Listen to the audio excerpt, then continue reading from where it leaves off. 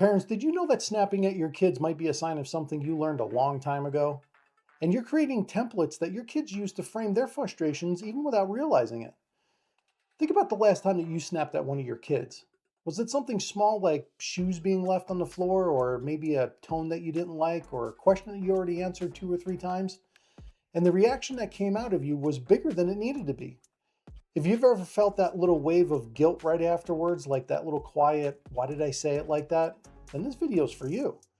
Because that snap is almost never about what just happened. And by the end of this video, you're going to understand exactly where it's coming from and a few things that you can do to start changing it.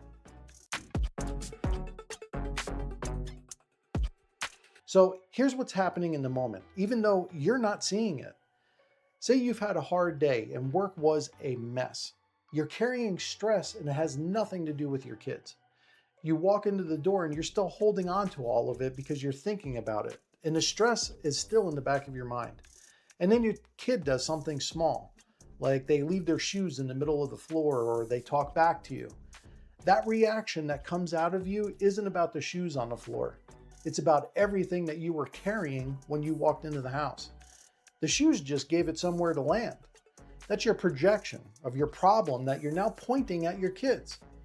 And it's hard to catch because in the moment it feels completely justified. I mean, the shoes are on the floor and they really didn't listen. But the size of your reaction, that's the snap. That intensity and emotion belongs to something else. You're just pointing it at your kids in a moment. So let me show you what this looked like in my own house because my son was struggling with his grades and I kept nagging him about what I saw missing homework assignments. I told him, you need to take this seriously. This is important.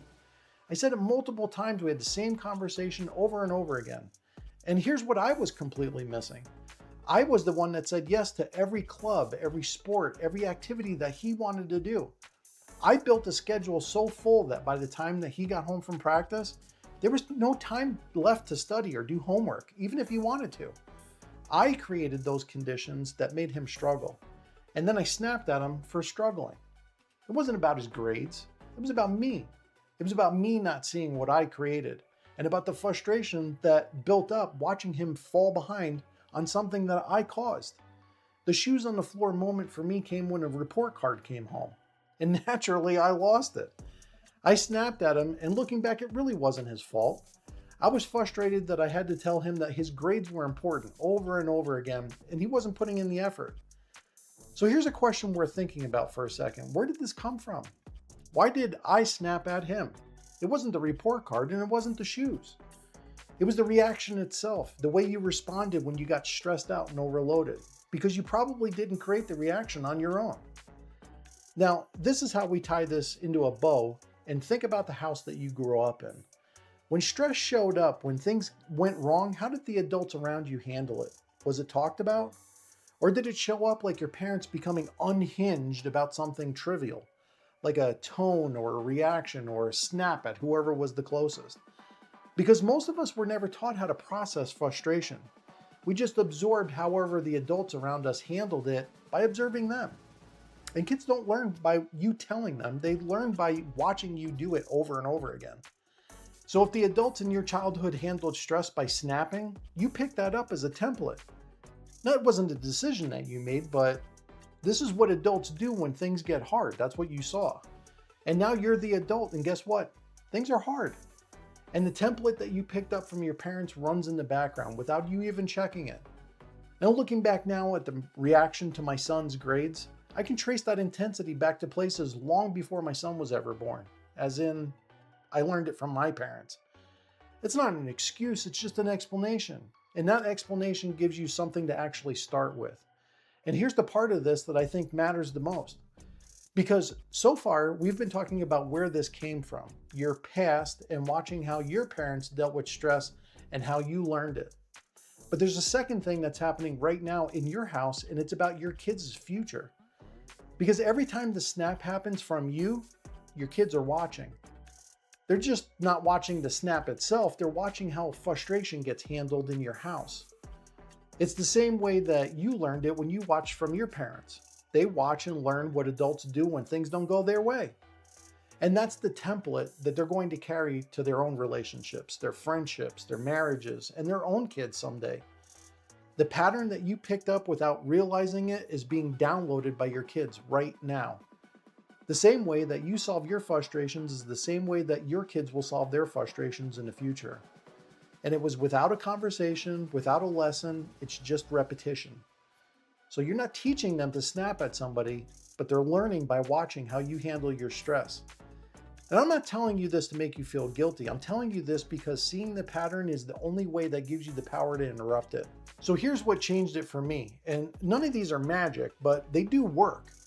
First, build a gap between the trigger and the reaction. Even 2 seconds, asking yourself, is this actually about them or is it about something else? That tiny pause takes most of the power out of the snap before it happens. Because you have to think about who you should direct your anger toward. And usually this question is enough to snap you out of your rage fit and take a breath before you unload on your kids. And second, own it when it happens out loud to your kids. Hey, that yelling was too much. It wasn't about you, and I'm sorry. That's it. That's all you have to do. And what that teaches your kids is enormous. That adults can make mistakes, and mistakes can be owned and repaired if possible. Remember, from here on out, you're trying to stop a pattern of eruption in front of your kids and having them think that this is a reasonable way to deal with your anger. We want to stop this and apologize for doing it. Third, find out where the frustration is being generated before it finds your kids.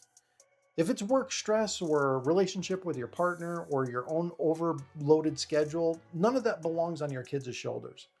They can't be the pressure valve for a life that already has too much pressure in it.